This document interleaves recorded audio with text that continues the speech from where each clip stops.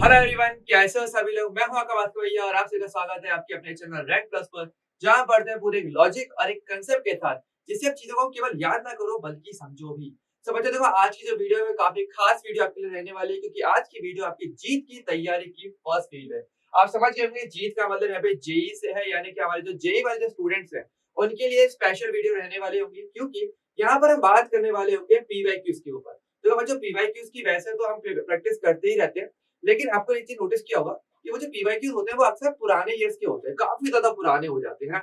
2016 के हो गए, 17 के, इवन 19 को भी मैं पुराना ही बोलूंगा एक बार के लिए। तो क्योंकि अभी के टाइम पे अगर बात करेंगे, आपको पता है काफी ज्यादा अपडेट्स आए हैं सिलेबस को लेते हुए, इवन बोर्ड्स का सिलेबस में चेंज आया है, और इवन नीट की भी अगर बात करूं, मैं वहां पर भी जाऊं तो भी वहां पर भी सिलेबस में चेंज आया हुआ है। तो यानी कि इस साल का जो पेपर आएगा वो काफी ज्यादा अलग तरीके से आने वाला है, नंबर एक चीज। और ऐसे केस में अगर आप पुराने पैटर्न के जो क्वेश्चंस अगर करोगे, यानी आप ओल्ड तैयारी लेकर चलोगे, तो वो आपका इस बार इतना हेल्प नहीं कर पाएगा। तो इसलिए सबसे बेस्ट ये रहेगा कि आप उन क्वेश्चंस की प्रैक्टिस करो जो सबसे लेटेस्ट आए हुए थे, यानी लेटेस्ट पीवाईक्यूज की अगर हम बात करें, जैसे कि 2022 के पीवाईक्यूज हो गए या 2023 में जो क्वेश्चंस आए हुए हैं ऑलरेडी, अगर आप उनको देखोगे तो आपको ज्यादा अच्छा आइडिया मिल जाएगा कि किस पैटर्न पे क्वेश्चंस अब नए बनने वाले होंगे। क्योंकि पुराना पैटर्न ठीक है, पहले क्वेश्चंस आते हैं वो ठीक है, लेकिन जैसे-जैसे आप आगे बढ़ते हो, आप भी अपडेट होते हो, है ना? हम भी, आपको पता है, पहले हमारे पास सब पे डिब्बा फ़ोन होता था ना, टाइप वाला फ़ोन। फिर हम स्मार्टफ़ोन्स पे आ गए, स्मार्टफ़ोन से भी हम लेटेस्ट पे जाना चाह रहे हैं हमेशा, है ना? हमेशा बढ़िया वाला लेना चाहते हैं।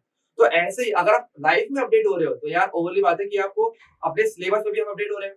प्लस तो हिसाब से आपको अपने क्वेश्चन प्रैक्टिस में भी अपडेट्स लेना चाहिए, ओके? जो लेटेस्ट क्वेश्चन्स है, उस पर हमें आपको फोकस करने की ज़्यादा ज़रूरत है, क्योंकि पैटर्न पुराना वाला नहीं आने वाला।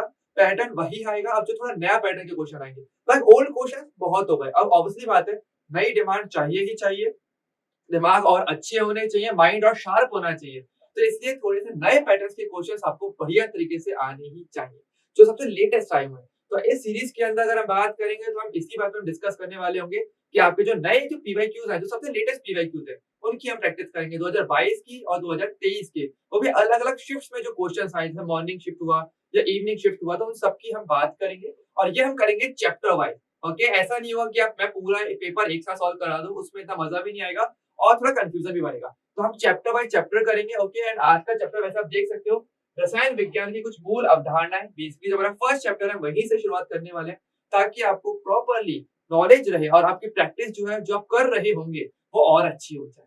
ओके वीडियो बच्चों, तो आपको इस वीडियो में बहुत मजा आने वाला होगा। आपको बस एक काम करना है, वीडियो को स्टार्ट से लेकर लास्ट तक देखना है एंड अपना कॉपी, पेन, पेपर लेकर के बैठना, ताकि मेरे साथ आप भी क्वेश्चन सॉल्व कर पाओ एंड साथ ही साथ अपने आंसर्स मैच भी करना, ओके? एंड कमेंट्स में मुझे लास्ट में ज़रूर बताना कि आपके कितने क्वेश्चन सही रहे और आपको वीडियो ओवरऑल कैसा लगा, ओके? सो क्लास स्टार्ट करने से पहले अगर आपने वीडियो को अब तक लाइक नहीं किया तो लाइक कर लेना एंड चैनल को सब्सक्राइब नहीं किया तो सब्सक्राइब कर लेना।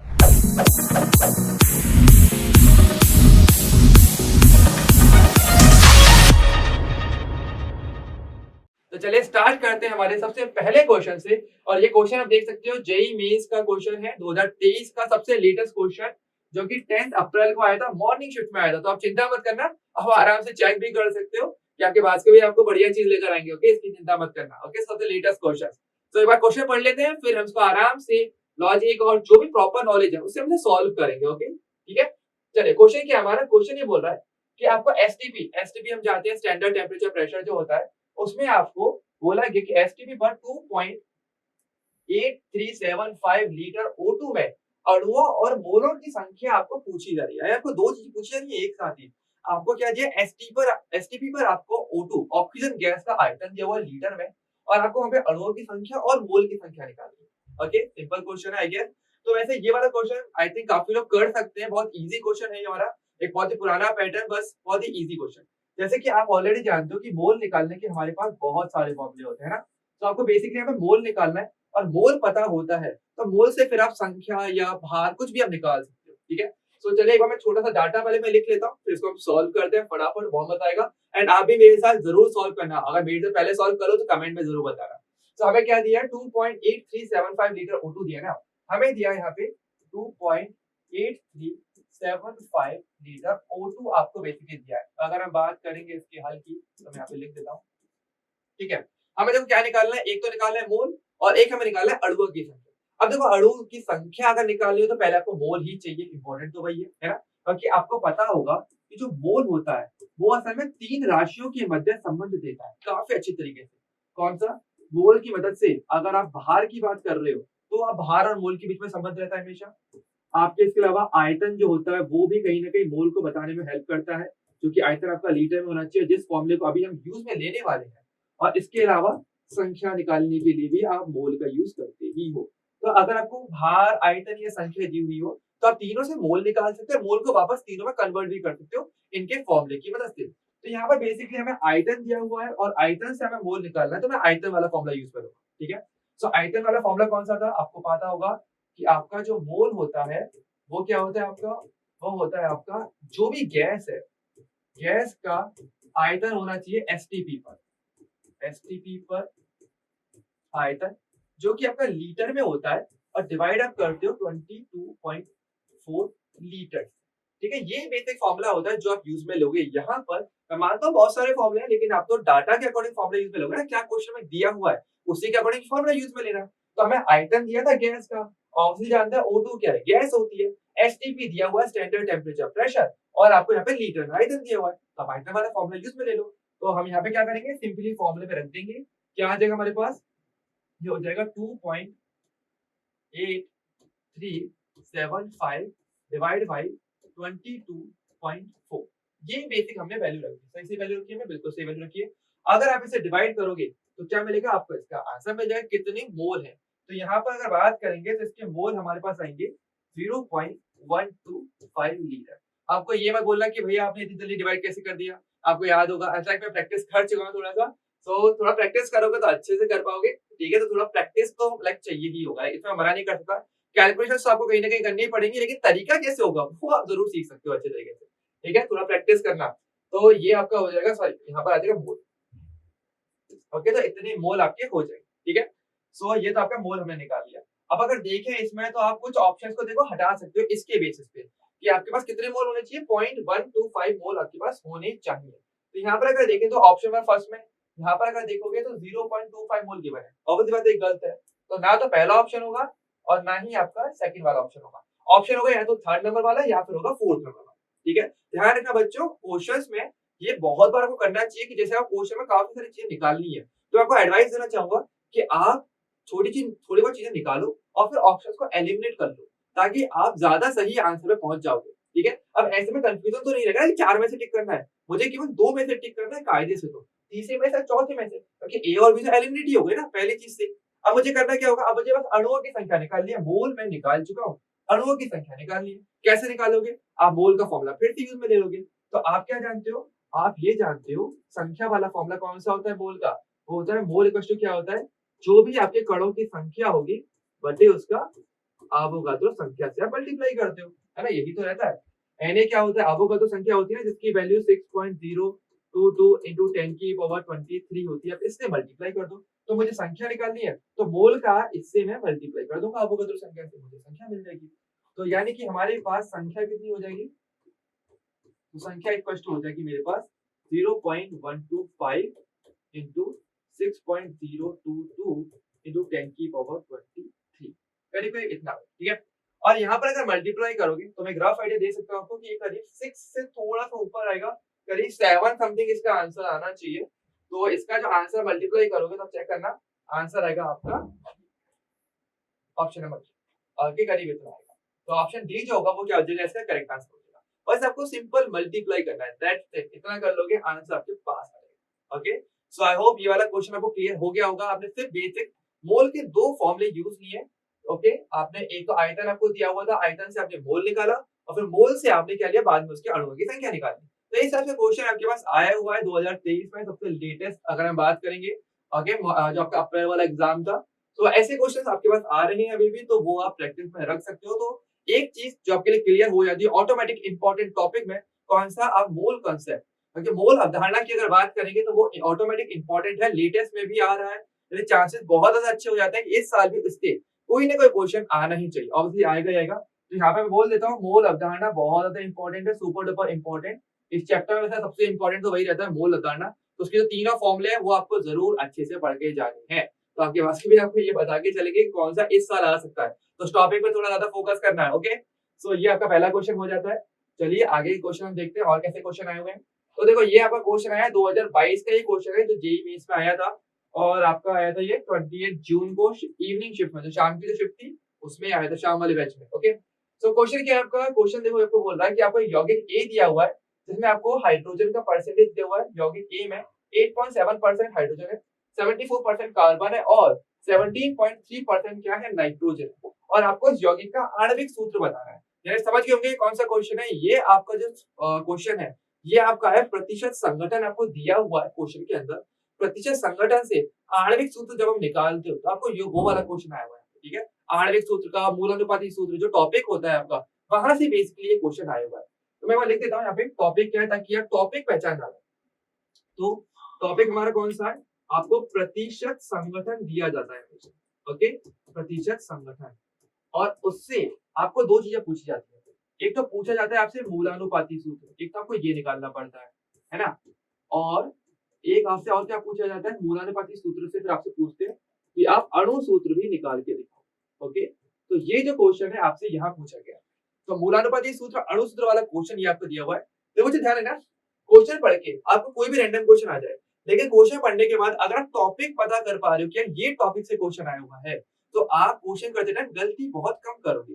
अगर उस टाइम पे आप बिल्कुल सही फॉर्मूले लगाओगे, उस टॉपिक वाले फॉर्मूले ही लगाओगे, तो गलती करने के चांसेस बहुत ज्यादा कम हो जाते हैं। तो ये चीज मैं एडवाइस जरूर दूंगा कि अगर आप क्वेश्चन पढ़ो, क्वेश्चन पढ़ते ही तुरंत क्लिक करना चाहिए दिमाग में, तुरंत दिमाग में आना चाहिए कि ये कौन से टॉपिक से क्वेश्चन आया हुआ है। जैसे अभी मैंने देखा, मैंने देख के तुरंत बता दिया कि हाँ भाई ये जो क्वेश्चन है परसेंटेज दिया हुआ है, प्रतिशत संगठन दिया हुआ है, आणविक सूत्र पूछा है, लेकिन मूलानुपाती सूत्र आणविक सूत्र वाले में ये क्वेश्चन आता था और ये आप अच्छे से पढ़ते भी थे, है ना।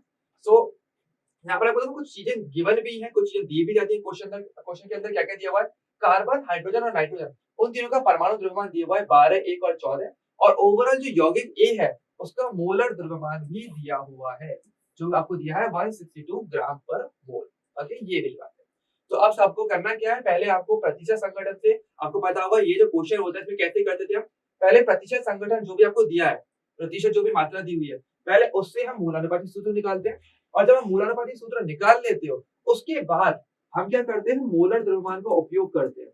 मोलर द्रव्यमान जो क्वेश्चन में दिया रहता है, जैसे इस क्वेश्चन में गिवन है, फिर हम मोलर द्रव्यमान का उपयोग करते हैं और इन दोनों की मदद से फिर हम अणु सूत्र को निकालते हैं। तो सबसे पहला टास्क हमारे पास यही बचता है कि प्रतिशत संगठन से मूलानुपाती सूत्र निकालना। ओके, और कैसे निकालते हैं, वैसे तो देखो अगर नॉर्मली से कर दे तो काफी टाइम लगता है, लेकिन आपके भास्कर भाई आपको इसको बहुत शॉर्टकट में बताने वाले हैं। और इस शॉर्टकट से आप करोगे तो आपको बिल्कुल सही आंसर भी आएगा, प्लस आप टाइम भी अच्छे से बचा पाओगे। तो एक बार पहले थोड़ा सा डाटा लिख लेते हैं, हमें क्या क्या गिवन है, तो हमें क्या दिया है पहले मैं वो थोड़ा सा लिख लेता हूँ ताकि आप आराम से क्वेश्चन सॉल्व कर पाओ। तो हमें क्या दिया है, हाइड्रोजन, कार्बन और मुझे नाइट्रोजन दिया, ठीक है। हाइड्रोजन हमें कितना दिया है, 8.7%, 8.7% हमें ये दिया है। कार्बन हमें कितना दिया है, 74%, और नाइट्रोजन हमें कितना दिया है, 17.3%। आपको ये सब दिया, ठीक है। तो देखो ध्यान रखना, आपको कैसे करना होता है, मैं बहुत ही सिंपल स्टेप बताता हूँ। आपको करना कुछ नहीं होगा, जिन तत्वों की जो प्रतिशत मात्राएं दी हुई है, सबसे पहले आप क्या करो, उन प्रतिशत मात्राओं में आप इन्हीं के जो भी परमाणु द्रव्यमान होते हैं उनका भाग लगा करके एक संख्या प्राप्त करोगे। ओके, मैंने क्या बोला, तो मैं यहाँ पे एक बार थोड़ा सा लिख देता हूँ। आपको करना क्या होगा, सबसे पहले आपको ये करना है कि जो भी प्रतिशत मात्रा दी है उसमें आप परमाणु भार से डिवाइड करोगे, परमाणु भार, जिससे कि आपको क्या मिलेगी, एक संख्या मिलनी चाहिए। ओके, आपको ये संख्या पहले प्राप्त करनी है, ठीक है। तो यहाँ से आप स्टार्ट करना। तो जैसे अगर हाइड्रोजन की बात करेंगे, हाइड्रोजन का परमाणु भार क्या होता है, 1 होता है। तो यहाँ पर 1 से डिवाइड करो, क्या आ जाएगा, 8.7। एक संख्या मिल गई ना, बस संख्या चाहिए, कुछ भी हो संख्या, वो संख्या बस आपको चाहिए। कार्बन का कितना होता है, 12 होता है, और 12 से हमें डिवाइड होगा तो कितना आएगा, तो 12 चीनी बैठता है तो 6 पॉइंट, और ये आएगा 1 और 6, करीब इतना जाना चाहिए और बड़ा, ठीक है। तो 6.16 करीब एक संख्या आपको मिल जाएगी। यहाँ पर नाइट्रोजन से डिवाइड करोगे तो नाइट्रोजन का होता है 14, जो कि क्वेश्चन में दिया भी हुआ था। 14 से डिवाइड करोगे तो ये जाएगा करीब 1.23। ये तो आपको ऐसे क्या, आपको पहले संख्या प्राप्त करनी है, सबसे पहला काम। ओके, स्टेप बाय स्टेप, जो भी प्रतिशत मात्रा दी हुई है परमाणुओं की, उनके परमाणु भार से डिवाइड करके आपको संख्या मिलेगी, ठीक है। और फिर आपको क्या करना पड़ेगा, इस सेकंड, अब देखो ये पहला स्टेप हो गया, सिंपल सा काम है, आराम से कोई कर लेगा। उसके बाद वो क्या करना पड़ेगा, जो भी संख्याएं मिली है उसमें आपको देखना है सबसे छोटी संख्या कौन सी है, और उस सबसे छोटी संख्या का वापस उन्हीं संख्याओं में डिवाइड लगा दो। मैंने क्या बोला, तो एक बार ध्यान से देखो, क्या है आपका ये वाला स्टेप, इसको मैं अलग कलर से कर देता हूँ। हम क्या करेंगे, आपको जो भी संख्याएं मिली है इसमें आपको देखना क्या है, सबसे छोटी संख्या से भाग लगाना है आपको। इन संख्याओं में सबसे छोटी संख्या से आप क्या लगाओगे, भाग करना। ठीक है, तो सबसे छोटी कौन सी दिख रही होगी, 1.23 सबसे छोटा नंबर है, तो 1.23 से तीनों में डिवाइड लगाना है, डिवाइड तीनों में लगाना है। ठीक है, यानी यहाँ पर भी डिवाइड लगाओगे 1.23 से, यहाँ पर भी डिवाइड लगाओगे 1.23 से, और यहाँ पर भी डिवाइड लगाओगे 1.23। क्लियर है, सेकंड स्टेप में क्लियर हो गया। संख्या मिली, संख्याएं जो भी मिली है उसमें सबसे छोटी संख्या देखी और उससे हर एक में भाग लगा। ठीक है, जिससे कि क्या मिलेगी आपको, अगेन एक संख्या और मिल जाएगी जैसे, और यहाँ पर अब जो संख्या मिलनी चाहिए भाग लगाने के बाद, उसके बाद जो आपको संख्या मिलेगी वो कहीं ना कहीं कौन सी होनी चाहिए, वो एक पूर्ण संख्या होनी चाहिए, सबसे सही। ओके, कोई ना कोई एक पूर्ण संख्या हो, दशमलव में नहीं होनी चाहिए। तो अगर दशमलव में आ भी रहा है तो जो निकटतम पूर्ण संख्या है आपको वही देखनी है। तो जैसे कि अगर 1.23 से अगर मैं इसमें डिवाइड लगाता हूँ तो करीब करीब जो आएगा ये आएगा ऑलमोस्ट 5 के करीब आएगा ये। सो 5 के करीब ये आना चाहिए। ओके, 1.23 नहीं, ये आएगा करीब 7 के करीब आएगा, सॉरी करीब करीब 7, ये आएगा ऑलमोस्ट 7 के करीब ही आना चाहिए। ठीक है, कार्बन की अगर बात करें, यहाँ डिवाइड लगो तो यहाँ पे हमारा है और यहाँ पे आ जाएगा 5, यहाँ पे करीब 5 आना चाहिए ऑलमोस्ट, और यहाँ पर क्या आएगा, यहाँ पर तो 1 ही है। ठीक है, तो इस तरीके से आप डिवाइड लगाओगे और आपको कुछ ना कुछ पूर्ण संख्या आपको आनी चाहिए। ठीक है, दशमलव में आए तो निकटतम पूर्ण संख्या देखें। ठीक है, अब आपको कुछ नहीं करना, बस इतने में हमारा काम हो जाता है। अब आप मूलानुपाती सूत्र लिख सकते हो। अब मूलानुपाती सूत्र कैसे लिखेंगे, अब यहाँ पे क्या लिख दोगे आप, सीधा सीधा इसका मूलानुपाती सूत्र, बस इतने से आप कर सकते हो, बहुत बड़ा नहीं रहता मूलानुपाती सूत्र। अब आप निकाल सकते हो, कैसे निकालोगे, आपको कुछ नहीं करना, जो भी आपने पूर्ण संख्या प्राप्त की है उनको उन तत्वों के साथ ही लिख दो और डायरेक्टली आपको आपका फॉर्मूला मिल जाएगा। जैसे कि कार्बन के साथ बात करेंगे, कार्बन के साथ कौन सी संख्या है, ये 5, तो पहले कार्बन के साथ 5 आ जाएगा। हाइड्रोजन के साथ क्या आया, 7, तो हाइड्रोजन 7 आ जाएगा, और नाइट्रोजन के साथ 1। तो इस प्रकार से आप किसी के लिए भी मूलानुपाती सूत्र लिख सकते हैं।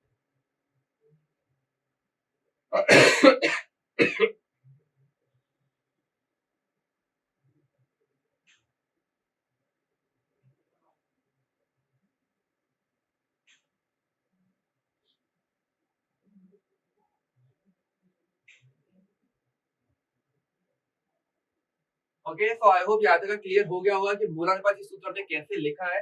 कुछ नहीं करा हमने, जो भी परसेंटेज दिया था उसमें हमने उन्हीं के परमाणु भार से डिवाइड लगाया, एक संख्या प्राप्त करी। उन संख्याओं में फिर हमने देखा सबसे छोटी संख्या कौन सी थी, उसी सबसे छोटी संख्या से हमने भाग लगा दिया, और अगेन हमने क्या किया, फिर एक पूर्ण संख्या को प्राप्त किया। फिर पूर्ण संख्या को हमने तत्वों के साथ रख दिया और आपको डायरेक्टली मूलानुपाती सूत्र मिल जाता है। तो बस आपको इतने से स्टेप फॉलो करने हैं। तो 3 स्टेप है गिनती के, आई होप सभी से फॉलो हो जाएंगे, मुश्किल स्टेप तो नहीं। ठीक है, अच्छा, अब मूलानुपाती सूत्र निकाल लिया, अब सवाल है आणविक सूत्र कैसे निकालेंगे। ये क्वेश्चन के अंदर देखो आपको क्या बोला है, क्वेश्चन के अंदर आपको आणविक सूत्र निकालना है, मूलानुपाती सूत्र नहीं निकालना। देखिए मैंने क्या बोला, रास्ता कैसे जाएगा, प्रतिशत संघटन से मूलानुपाती सूत्र, फिर मोलर द्रव्यमान का यूज करते हुए अणु सूत्र। अब ये कैसे होने वाला है, बस आपको ये समझना है। तो कैसे होगा, तो देखो सबसे पहले आपको क्या करना पड़ेगा, जो भी आपको मूलानुपाती सूत्र दिया हुआ है, ओके, हमने क्या निकाला, C5H7N, तो इसको मैं लिख लेता हूँ। हमारे पास जो मूलानुपाती सूत्र है वो हम निकाल चुके हैं ना, कितना आ गया मेरे पास, C5H7 और N। ठीक है, N1 था, एक को लिखना जरूरी नहीं होता है। तो अब क्या करो, सबसे पहले तो आप इसका भार निकाल लो कि इसका कितना भार होगा, तो आप हर एक के परमाणु भार को जोड़ दोगे, आपको ओवरऑल सूत्र का भार मिल जाएगा। तो कितना हो जाएगा मेरे पास यहाँ पे, अगर बात करें तो कार्बन का कितना है, कार्बन हमारे पास टोटल 5 है और एक कार्बन का होता है 12 प्लस 7 हाइड्रोजन और एक हाइड्रोजन का होता है 1 प्लस एक नाइट्रोजन है इंटू एक नाइट्रोजन का होता है 40। तो कितना हो जाएगा हमारे पास, ये 12×60 प्लस 7 प्लस 14, और ये हमारे पास हो जाएगा 21 और ये हो जाएगा 81। तो 81 क्या हो जाएगा हमारा, इसका भार हो जाएगा। ठीक है, अब आप क्या करते हो, यहाँ पे n निकालते हो। ये n क्या होती है, विशेष संख्या होती है, मैं बताऊंगा क्या होता है। तो आप n निकालते हो, n एक संख्या होती है जो होता है मोलर द्रव्यमान, जो आपको क्वेश्चन में दिया जाना चाहिए हमेशा, मोलर द्रव्यमान बटे मूलानुपाती सूत्र द्रव्यमान, ये बेसिकली संख्या होती है n। तो आपको ये संख्या निकालनी होती है, और इसी के लिए मोलर द्रव्यमान की जरूरत पड़ती है। तो क्वेश्चन में अगर मोलर द्रव्यमान नहीं होगा तो हम नहीं कर सकते। तो मोलर द्रव्यमान देखो हमें क्वेश्चन में दिया हुआ है, कहा है 162, तो 162 दिया है ना, तो हम इसको यूज करेंगे। तो क्या हो जाएगा ये 162 डिवाइड बाई क्या हो जाएगा, जो हमने निकाल लिया मूलानुपाती सूत्र का द्रव्यमान जो हम निकाल चुके हैं 81, और डिवाइड करके आपको एक संख्या मिल जाती है जो पूर्ण संख्या होगी हमेशा, वो होगी आपकी संख्या मिलेगी, यहाँ पे 2 मिल गया। अब इसकी वजह से मैं अणुसूत्र निकाल सकता हूँ फाइनली। कैसे निकालेंगे, ध्यान रखना क्या होता है, एक संबंध होता है हमारे पास, कौन सा, अणुसूत्र इक्वल टू होता है n इनटू में मूलानुपाती सूत्र, यानी जो भी आपका मूलानुपाती सूत्र आया उसमें आप इस n से गुणा करते हो। तो जैसे कि हमारे पास n क्या है, 2 हमने निकाल दिया, तो हम क्या करेंगे 2 से गुणा कर देंगे मूलानुपाती सूत्र में, जो है C5H7n, C5H7n। तो इसका मतलब क्या हो जाएगा, आपके पास जो भी तत्वों की संख्या दी हुई है उसका मैं डबल कर दूंगा, 2 से गुणा कर दूंगा, डबल कर दूंगा। तो 5 का क्या हो जाता है 10, हाइड्रोजन क्या हो जाएगा 40, और n क्या हो जाएगा आपका 2। बस हो गया, दैट्स इट। और ये क्या हो जाएगा आपका आंसर आ जाएगा। तो C10H14N2 क्या हो जाएगा आपका अणु सूत्र हो जाएगा इस प्रकार से। और हम चेक कर सकते हैं कहां पे हमारा C10H14N2 ऑप्शन नंबर डी इसका करेक्ट आंसर हो जाएगा। तो इस प्रकार से बेसिकली आप इस क्वेश्चन को करते हैं। ओके, तो यहाँ पे थोड़े स्टेप्स होते हैं और आपको आई होप सबको क्लियर हो गया होगा कि स्टेप्स कैसे करने हैं। पहले आपको मूलानुपाती सूत्र निकालना पड़ता है, फिर अणु सूत्र की मदद से आप n निकालते हैं और n का मूलानुपाती सूत्र गुणा करके आप अणु सूत्र निकाल सकते हैं। ओके, अगर आपको कोई डाउट है तो एक बार वीडियो वापस देख लेना या पॉज कर लेना। ओके, ऐसी कोई पाबंदी नहीं है, ये वापस नहीं देख सकते, कभी भी देखो, आपके पास ही आप ही के लिए वीडियो आई है स्पेशली। ओके, सो ये वाला क्वेश्चन हो जाता है हमारे पास। हालांकि देखो क्वेश्चन में अगर ये पूछा जाता कि आपको अणु सूत्र नहीं निकालना, केवल आपको मूलानुपाती सूत्र निकालना है, तो आपको मोलर द्रव्यमान की कोई जरूरत नहीं थी, क्योंकि वो तो केवल हमने डायरेक्ट प्रतिशत संघटन से ही निकाल दिया था। और उस केस में आंसर ऑप्शन नंबर सी होता। ध्यान से देखो ऑप्शन नंबर सी क्या लिखा हुआ है, C5H10n, ये भी पढ़ा हुआ है ना, अभी हमने देखा ना कि ये हमारा मूलानुपाती सूत्र ही था। तो ध्यान से देखो, ये तो क्या हो गया आपका मूलानुपाती सूत्र, है ना। और लेकिन हमसे ये पूछा नहीं गया था, पर मैं आपको वैसे बता रहा हूँ कि अगर मूलानुपाती सूत्र पूछा जाता तो आपको मोलर द्रव्यमान की कोई जरूरत नहीं थी, आप डायरेक्टली भी निकाल सकते थे। पर यहाँ पर आपको मोलर द्रव्यमान की मदद से पहले n निकालना पड़ेगा और उसके बाद फिर क्या कर सकते हो, आप अपना अणु सूत्र को निकाल सकते हो। ओके, तो आई होप यहाँ तक क्लियर हो गया होगा। तो चलिए फिर नेक्स्ट क्वेश्चन देखते हैं हमारे पास कौन सा आया है। नेक्स्ट क्वेश्चन देखो काफी ज्यादा एक अच्छा क्वेश्चन है, अगर मैं सही कहूँ तो 2023 का क्वेश्चन है। 31 जनवरी इवनिंग शिफ्ट में शाम वाले जो पेपर हुआ था उसमें ही आया था। क्वेश्चन क्या है आपका, जब एक हाइड्रोकार्बन ए है, वायु की उपस्थिति में जब उसको दहन किया जाता है यानी जलाया जाता है, ओके, तो 11 तुल्यांक ऑक्सीजन की आवश्यकता होती है और 4 तुल्यांक जल उत्पन्न होता है। आपको ये दो बातें बोली गई। तो एक बार हम थोड़ा देख लेते हैं क्वेश्चन हमारे लिए कैसे बोल रहा है। तो देखो आपको क्या बोला है, हाइड्रोकार्बन आप ले रहे हो जिसका आप दहन करवा रहे हो। दहन का मतलब क्या होता है, बेसिकली जलाना। और कोई भी चीज कब जलती है, जब आपकी रिएक्शन ऑक्सीजन से करवाते हो। अगर बात करें वही सेम दहन होता है, अब बेसिकली हम किसी चीज को जला ही रहे, डेली डेली बोलचाल में हम क्या बोलते हैं कि भाई आग लगा रहे हैं। हाँ, यही तो होता है ना। अब ये नहीं कि रिश्तों में आग लगाने वाली बात नहीं कर रहा मैं, नॉर्मली किसी चीज में हम आग लगा रहे हो, मोमबत्ती माचिस की वजह से, मोमबत्ती की वजह से, ठीक है, वो वाली आग लगा रहे हो, कागज जला रहे हो। सो वो आपका डेली बोलचाल हो गया। साइंस में क्या बोलते हैं, हम थोड़े से अच्छे वर्ड्स यूज में लेते हैं, थोड़ा साइंटिफिक वर्ड यूज में लेते हैं, तो हम उसे दहन बोल देते हैं। और केमिस्ट्री में दहन का मतलब क्या होता है, किससे आग लगती है उस पर फोकस हो जाता है, कौन सा तत्व लगाता है, ऑक्सीजन लगाता है। आपको पता है ऑक्सीजन एक चीज है जो हर चीज जलाती है ना। अगर ऑक्सीजन नहीं होगा तो ना हम सांस ले सकते, ना ही हम कहीं पे आग लगा सकते, क्योंकि वो मेन एलिमेंट, वो मेन तत्व हमारे पास रहता है। तो ऑक्सीजन से अभिक्रिया करवाओगे किसी हाइड्रोकार्बन की, तो दहन अभिक्रिया होती है। और जब किसी हाइड्रोकार्बन को जलाया जाता है तो CO2 गैस और वाटर यानी कि पानी बनता है। अगर वहीं आपको पूछा जा रहा है कि 11 तुल्यांक ऑक्सीजन लग रहा है और इसमें 4 तुल्यांक जल बन रहा है, तो आपको एक का आणविक सूत्र बताना है। ओके, क्लियर है। तो देखो यहाँ पर मैं बता दूं कि आपका ये जो पार्ट है ये आपका आता है स्टोइकियोमेट्री के अंदर। जब स्टोइकियोमेट्री जो टॉपिक है या स्टोइकियोमेट्री गुणांक करके टॉपिक आता है, वहां से बेसिकली ये जो क्वेश्चन है वो लिया गया है।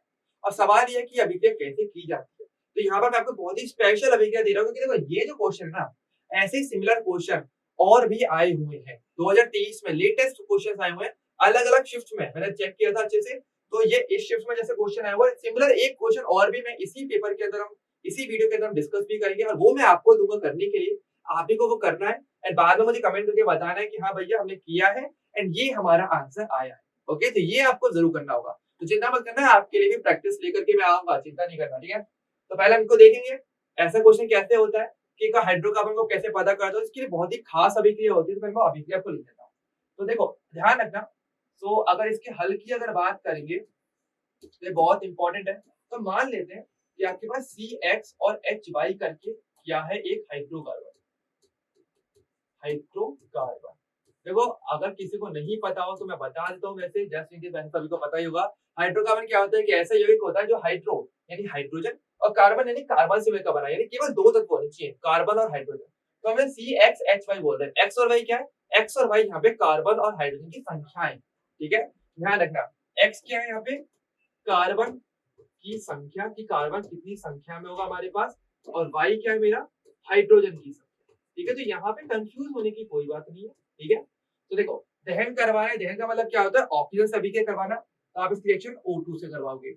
अब ऑब्वियसली बात है, किसी चीज को जलाते हो तो धुआं मिलता है ना, तो धुआं क्यों मिलता है? क्योंकि CO2 बनता है। तो जो कार्बन है, जो यहाँ पे कार्बन होगा वो तो CO2 में बदल जाएगा, तो कार्बन तो क्या बदल जाता है? CO2 के अंदर बदल जाता है।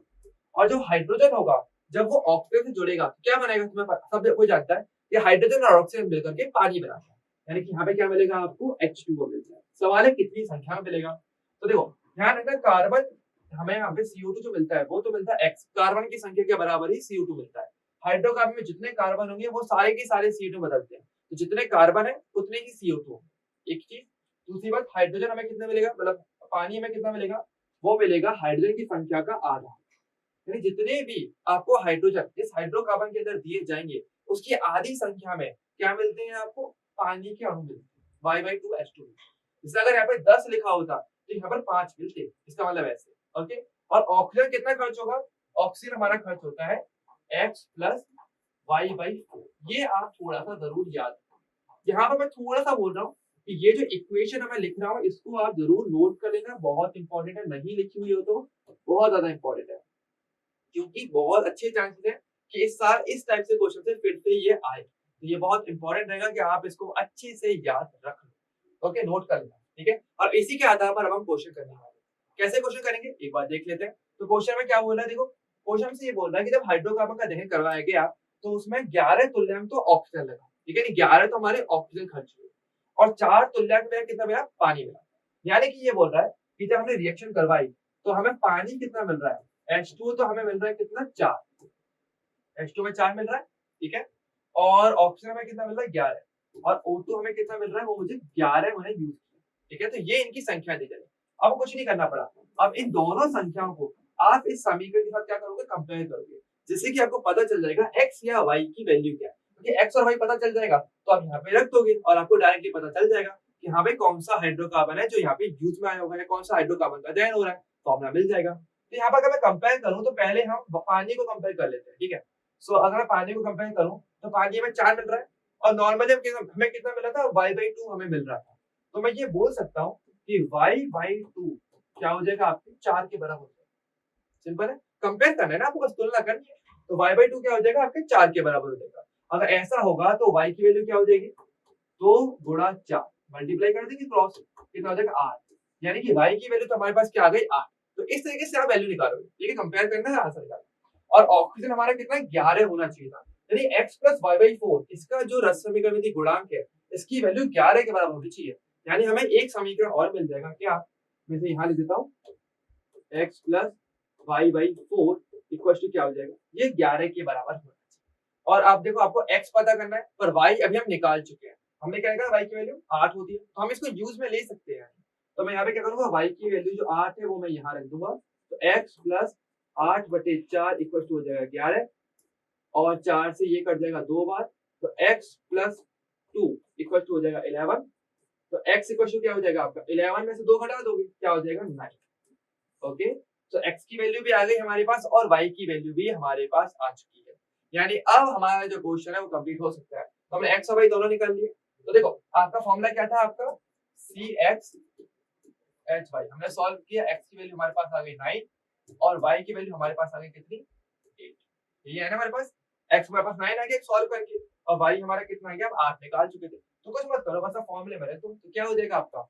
C तो हो जाएगा आपका 9 और H हो जाएगा हमारा 8, यानी कि C9H8। बस हो गया हमारा आंसर, इतना ही करना था। बस आपको ये समीकरण पता होना चाहिए। समीकरण पता रहेगा फिर आप आराम से क्वेश्चन से कंपेयर कर सकते हो एंड डायरेक्टली सिर्फ कंपेयर करके आप डायरेक्टली पता कर सकते हो XY की वैल्यू क्या है और आपका आंसर हो जाएगा। तो C9 और H8 हमारा आंसर आएगा। और कौन सा ऑप्शन है हमारा ये C9 H8? Option number A, जो पहला ही ऑप्शन है वो क्या हो जाएगा इसका करेक्ट आंसर। ओके, तो इतने इजी क्वेश्चन आते हैं, बहुत ज्यादा इजी क्वेश्चन। ओके, और ऐसे ही क्वेश्चन मैं आपके लिए भी दे रहा हूँ जो आपको जरूर करना है। तो अभी क्वेश्चन एक बार देख सकते हो आराम से, मैं थोड़ा सा आपको टाइम दे देता हूँ, आराम से इसका स्क्रीनशॉट ले लो। सो आई होप सबने स्क्रीनशॉट ले लिया होगा या फिर इसको लिख लिया होगा। तो बच्चों देखो ये वाला क्वेश्चन आपको जरूर करना चाहिए। ओके, सिमिलर क्वेश्चन है और आपका 2023 में इवनिंग शिफ्ट में ये क्वेश्चन आया हुआ था 29 जनवरी को। सो सिमिलर क्वेश्चन है, बिल्कुल एग्जैक्टली ट्राई करना एंड मुझे कमेंट सेक्शन में जरूर बताना कि इसका आंसर क्या होगा। मैं पर्सनली चेक करूंगा कि भाई किसने सही आंसर दिया है, किसका गलत है। ओके, सो जरूर करना है आपको, ठीक है। चलिए, सो अभी हम बात करते हैं हमारे नेक्स्ट क्वेश्चन पे। और नेक्स्ट क्वेश्चन में देखो आपका अभिक्रिया वाला ही क्वेश्चन है। तो एक बार इस क्वेश्चन को पढ़ लेते हैं। क्वेश्चन क्या है कि आपको अभिक्रिया दी हुई है कि 4HNO3 3KCl से रिएक्शन कर रहा है, Cl2 बना रहा है, NOCl 2H2O और 3KNO3 को बना रहा है। तो थोड़ी बड़ी सी रिएक्शन है, लेकिन रिएक्शन है, सिर्फ डरना नहीं होता। और आपको बोला है कि 110 ग्राम KNO3 का उत्पादन करने के लिए आवश्यक HNO3 की मात्रा पता करनी है। यानी आपको पता करना है कि कितना HNO3 की आपको जरूरत पड़ेगी। अब देखो, एक बार ध्यान रखना, कभी भी रिएक्शंस वाले क्वेश्चन अगर सॉल्व करते हो और आपको स्टोइकियोमेट्री ऑब्वियसली बात है लगानी पड़ेगी, तो ये हमेशा ध्यान रखना कि आपकी जो रिएक्शन है, अगर वो क्वेश्चन में दी हुई है तो वो हमेशा बैलेंस होनी चाहिए। अगर वो बैलेंस नहीं है तो आप स्टोइकियोमेट्री नहीं लेना, वरना वो गलत ही होगा, ठीक है। तो यहाँ पे अगर देखेंगे अभी के लिए, तो ये आपको रिएक्शन दी हुई है, आप ध्यान से देखो, रिएक्शन ऑलरेडी बैलेंस है और यहाँ पर हम स्टोइकियोमेट्री लगा सकते हैं। तो एक बार पहले मैं रिएक्शन लिख लेता हूँ, फिर इस क्वेश्चन को हम सॉल्व करते हैं। सो अगर हम बात करेंगे तो क्या होगा, 4HNO3 हमें दिया हुआ है प्लस 3KCl दिया है, जो आपका Cl2 बना रहा है, NOCl और 2H2O और आपका 3 आ गया ना, हाँ 3KNO3 को बना रहा है। ओके, एक बार देख लेते हैं सही लिखा है ना, बिल्कुल सही, ठीक है। तो ये आपकी रिएक्शन दी हुई है जो प्रॉपर तरीके से ऑलरेडी बैलेंस दी हुई है। अब देखो स्टोइकियोमेट्री जब भी आप फॉलो करते हो तो आपको ध्यान रखना, पता है ना आपको कि आप क्या करते हो, स्टोइकियोमेट्रिक गुणांक लेते हो और उनका अनुपात आप चेक करते हो। जैसे कि यहाँ पर अगर मैं बात करूंगा स्टोइकियोमेट्री के अनुपात की अगर बात की जाए, सो यहाँ पर देखें कि इनका गुणांक क्या क्या दिया हुआ है। जैसे इसका गुणांक क्या है 4, इसका गुणांक क्या है 3, यहाँ पर कुछ नहीं तो 1 1, यहाँ पर 2 और 3। तो आप क्या देखते हो कि इनके जो भी स्टोइकियोमेट्रिक गुणांक है उनका अनुपात जो है वो हमेशा फॉलो होता है पूरी रिएक्शन के अंदर। यानी कि यहाँ पे अनुपात ऐसे को 4:3 अनुपात 1 अनुपात 1 अनुपात 2 अनुपात 3। इसका मतलब क्या होगा, इसका मतलब ये होता है कि जैसे देखो, अगर मेरे पास HNO3 के 4 अणु अगर होते हैं तो वो 3 अणु KCl से रिएक्शन करेंगे तो एक अणु Cl2 का बनाएंगे, एक ही अणु NOCl का बनाएंगे, 2 अणु तुम्हारा H2O और 3 अणु KNO3 के बनाएंगे। इसका मतलब ये है, तो इसी अनुपात में रिएक्शन होती है। अब मान लो अगर मैं ये कह देता हूँ कि यार मैं ये बोलता हूँ कि मान लो कि 4 की जगह पर मैं बोल रहा हूँ कि मैं आपको 8 अणु टोटल दे रहा हूँ HNO3। और मैं यहाँ पे पूछूं कि अब रिएक्शन कैसे होगी, तो अब देखो देखो 4 है तो 3 KCl लग रहे थे, 8 है तो कितने लगेंगे, उसके डबल लगेंगे, तो यहाँ पे डबल हो गया, यानी कि 6 लगेंगे। समझे, यानी जितना अनुपात रहेगा ना वो अनुपात हमेशा उतना ही रहेगा। अच्छा, 4 की जगह पे 8 होके डबल अमाउंट, तो 3 की जगह पे 6 आपको KCl देने पड़ेंगे। Cl2 कितना बनेगा, पहले 1 बना था अब कितना बनेगा, अब सबके 2 Cl2 बनेंगे। NOCl कितना बनेगा, पहले 1 बन रहा था अब उसका डबल बनेगा, 2 बनेंगे। यहाँ पर 2 H2 बन रहे थे तो 4 तुम्हारे H2 बनेंगे और 3 है तो यहाँ पे 6 KNO3 बनेंगे। तो इस प्रकार से क्या होता है, आप अनुपात देखते हो और अभी भी आप देखो, अब जो बन रहा है इनमें भी अगर मैं 2 से आगे में डिवाइड कर दूं तो वापस ऊपर चले जाऊं, क्योंकि मैंने अमाउंट डबल करी तो हर एक की अमाउंट डबल हो गई। अमाउंट में आधी करूंगा वापस ऊपर चलेगा। अगर मान लो मैं 4 की जगह 2 लेता तो यहाँ पे 1.5 आता, इसका मतलब ये है। ओके, तो अनुपात आपको देखना पड़ता है, वो हमेशा फॉलो। ओके, अच्छा, अब अगर क्वेश्चन में अगर बात करें, क्वेश्चन में हमें क्या दिया है, आपको बोला है 110 ग्राम आपको KNO3 बनाना है, आपको पूछा जा रहा है HNO3 कितना लगेगा। यानी कि क्वेश्चन की अगर बात की जाए तो आपको क्या बनाना है, KNO3 आपको बनाना है कितना, 110 ग्राम। ये आपको 110 ग्राम बनाना है और आपसे पूछा ये जा रहा है कि यहाँ पर स्टार्टिंग में कितनी ग्राम मात्रा में HNO3 लूं, तो आपको ये चीज पूछना है। ओके, कि कितना मैं यहाँ पे HNO3 लूं स्टार्टिंग में, कि बाद में जब रिएक्शन हो तो मुझे 110 ग्राम क्या मिल जाए, HNO3 मिल जाए, मतलब KNO3 मिल जाए। ओके, ये आपसे पूछ रहा है, ठीक है। अब एक बार ध्यान रखना, ये जो अनुपात वाली जो चीज है जो अभी आपने सीखी, आपने देखी, ये आपका भार के लिए अप्लाई नहीं होता है, ये आपका मोल संख्या या जो आयतन है उसमें तो आप इसको अप्लाई कर सकते हो, लेकिन भार के लिए नहीं।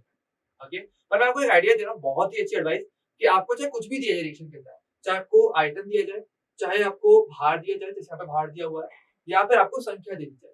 आप उन तीनों चीजों को हमेशा मोल में परिवर्तित करोगे और मोल में परिवर्तित करने के बाद ही आप इस अनुपात को यूज में लोगे, वरना आप इसको ऐसे यूज में बिल्कुल नहीं लोगे। ठीक है, तो हम क्या करेंगे, थोड़ा सा हमारा टास्क है, पहले 110 ग्राम जो KNO3 है हम ये देखेंगे 110 ग्राम KNO3 नहीं पर 110 ग्राम KNO3 में कितने मोल है और फिर हम इस क्वेश्चन करेंगे। तो आप ये बात जानते हो अच्छे तरीके से कि मोल कैसे निकालते हैं। मोल होता है ग्राम में मात्रा बटे आपका अणुभार। तो ग्राम में मात्रा 110 ग्राम यहाँ पे दी हुई है अपॉन KNO3 का अणुभार होता है 101.1 इतना होता है। ठीक है, और यहाँ पे डिवाइड करोगे तो देखो ये करीब करीब एक बार ही करीब जाएगा, है ना। तो यहाँ पे करीब 1.08 मोल जो है वो आपके आते हैं। तो ये आपके क्या हो जाते हैं, मोल हो जाते हैं। पहली चीज क्लियर है, इतने मोल हमारे लगते हैं। मतलब आप अगर बोलो कि 110 ग्राम KNO3 या फिर मैं बोल लूं 1.08 मोल, एक ही बात है क्योंकि मैंने उसी ग्राम की मात्रा को मोल में परिवर्तित कर दिया। और अब यहाँ पर अब मैं इस अनुपात का, इस रसमीकरण गुणांक का अब मैं यूज में ले सकता हूँ। कैसे लेने वाले हैं तो चलो देखते हैं एक बार के लिए। देखो आपको क्या दिख रहा होगा, देखो 4 HNO3 है, वो लग रहे होंगे 3 KNO3 बनाने में, ऐसे बोल सकते हैं। या फिर मैं ऐसे बोल सकता हूँ कि 3 KNO3 बनाने के लिए मुझे 4 HNO3 की जरूरत पड़ती है। सही रिएक्शन ऐसी बोल रही ना, हम क्या बोल रहे हैं कि 3 KNO3 अगर बनाना है तो इसके लिए मुझे 4 HNO3 की आवश्यकता पड़ती है। सही है, यहाँ पे 4 है तभी यहाँ पे 3 बन रहे हैं, 8 होते तो 6 बनते जैसा आपने देखा, है ना। सो ओके, लेकिन अब मैं बोलता हूँ कि अगर मुझे यहाँ पर 1 KNO3 बनाना होता तो मुझे कितने HNO3 चाहिए, तो 3 से 8 डिवाइड लगा दूंगा तो 4/3 HNO3 की मुझे आवश्यकता पड़ती। सही, देखिए मेरे पास कितना दिया है 1.08 मोल, क्योंकि मोल में आप लगा सकते हो ना। तो अगर 1.08 मोल अगर दिया जाए तो कितना लगेगा, तो यहाँ पे हम क्या करेंगे 1.08 मोल KNO3 अगर दिया होता तो यहाँ पे 4/3 गुणा 1.08 मोल क्या लगता है मेरा HNO3। तो इतने मोल मुझे HNO3 की आवश्यकता पड़ती इसके बाद। तो ये बेसिक क्या हो जाएगा, हमारा आंसर हो जाएगा। इसको सॉल्व करोगे आपको आंसर मिल जाएगा, मोल में मिलेगा पर। ठीक है, लेकिन आपको क्या बोलोगे, आपको ग्राम में निकालना है। तो हमारे पास एक छोटा सा स्टेप और आ जाता है कि हमें ये तो हमने पता कर लिया कि कितने मोल HNO3 लगेगा। ओके, सवाल ये है कि वो ग्राम में कितना लगेगा। तो आप मोल वाला फॉर्मूला फिर से इसमें ले सकते हो। आप जानते हो अच्छे तरीके से कि मोल इक्वल टू क्या होता है, वो होता है आपका जो भी भार है जो कि ग्राम में होता है डिवाइड बाय आपका जो आपका अणुभार होता है जो कि ग्राम पर मोल होता है। ठीक है, इस तरीके से तो आप ये यूज में लोगे। तो HNO3 का हमें भार निकालना है, हमने मोल पता कर लिए कि इतने टोटल मोल लगेंगे, कितना भार हो जाएगा इसके अणुभार से गुणा करना है। सो हमारे पास टोटल भार कितना आ जाएगा HNO3 का, अगर मुझे यहाँ पे पता करना हो तो वो हो जाएगा 4/3 इंटू 1.08 इंटू HNO3 का भार हमारे पास होता है 63। ठीक है, और इसको अगर आप सॉल्व कर लोगे तो आपको इसकी सही ग्राम में मात्रा मिल जाए इस प्रकार। ओके, सो आई होप ये वाला पार्ट आप जरूर सॉल्व कर लोगे, और जब सॉल्व करोगे तो आपका जो इसका आंसर है वो आपका आएगा 91.5 कितना, इतने करीब आपका आंसर आएगा। ओके, तो ये बार जरूर ट्राई करना। देखो थोड़ा सा कैलकुलेशन है वो तो आपको कहीं ना कहीं करने पड़ेगा, जेई के स्टूडेंट हो तो यहाँ पे मैथ्स की कैलकुलेशन करने में बिल्कुल भी आलस मत करना। ठीक है, ये आपको जरूर करना है, एंड जो आपको क्वेश्चन दिया था वो तो आपको जरूर करने का। ओके, सो आई होप आपको ये वाला क्वेश्चन अच्छे तरीके से क्लियर हो गया होगा, और इसके साथ बात करेंगे तो हमारा आज का जो लेक्चर है वो भी कंप्लीट हो जाता है। सो आई होप आप सभी को मजा आया होगा, जिसमें आज हमने बेसिक जो क्वेश्चन देखे वो सारे के सारे हमारे लेटेस्ट क्वेश्चन थे। 2022 के 2023 के हमारे सारे क्वेश्चन रहे हैं, तो लेटेस्ट क्वेश्चन करना बहुत इंपॉर्टेंट है। एंड ज्यादातर जो आपके इस ईयर जो क्वेश्चन आएंगे, जो आपके जैसे जनवरी अटेम्प्ट में या जो बाद का जो अटेम्प्ट रहेगा, उसमें जो भी क्वेश्चन आएंगे ज्यादातर वो लेटेस्ट पैटर्न वाले ही आने वाले हैं। तो इस साल के लिए अभी के लिए मैं ये बोलूंगा, तो मोल अवधारणा के चांसेस उससे तो क्वेश्चन आना ही आना है। इसके अलावा एक रासायनिक अभिक्रिया के आपने देखे क्वेश्चंस काफी ज्यादा आ रहे हैं अभी हाल ही में, तो इस साल बहुत ज्यादा चांसेस है कि आपके रस समीकरण विधि गुणांक जो स्टोइकियोमेट्री है वहां से आपके क्वेश्चन जरूर आएंगे। ओके, तो उनको आपको इस चैप्टर में जरूर अच्छे से पढ़ लेना। ठीक है, इसी के साथ ही आज की वीडियो हमारी इतनी होती है। आई होप सभी को मजा आया होगा। कमेंट करके मुझे जरूर बताना आपको आज का लेक्चर कैसा लगा। एंड इसमें अभी हम और भी क्वेश्चंस देखेंगे, चिंता मत करना, इसके ये फर्स्ट लेक्चर था, आगे भी लेक्चर्स आएंगे, अलग अलग चैप्टर्स के लेक्चर्स भी हम सारे डिस्कस करेंगे। तो प्रॉपर्ली आप प्रॉपर प्रिपेयर हो जाओगे जेईई के टाइम तक कि आपकी प्रिपरेशन थियोरेटिकली प्लस आपकी जो प्रिपरेशन है वो न्यूमेरिकली या क्वेश्चन सॉल्व करने के हिसाब से भी पूरी हो जाएगी। तो बस आपको आना है, आराम से वीडियो देखना है स्टार्टिंग से लास्ट तक, एंड साथ के साथ कॉपी पेन लेकर के जरूर बैठना है, क्योंकि बिना उसके केवल देखने का फायदा नहीं है, क्वेश्चंस आपको करने भी होंगे। जो मैंने आपको होमवर्क दिया वो जरूर करना। ओके, सो वीडियो को जरूर लाइक करना, अगर लाइक नहीं किया तो कमेंट करके मुझे बताना आपके थॉट्स कैसे रहे एंड आप और कैसी वीडियोस चाह रहे हैं वो भी आप मुझे कमेंट करके जरूर बता सकते हो। कोई भी डाउट है कमेंट सेक्शन में बोल देना, I will definitely see it कि भाई आपके क्या-क्या थॉट्स हैं, क्या-क्या आपके डाउट्स हैं एंड जल्द मिलेंगे हम नेक्स्ट वीडियो में, तब तक के लिए bye bye and take care.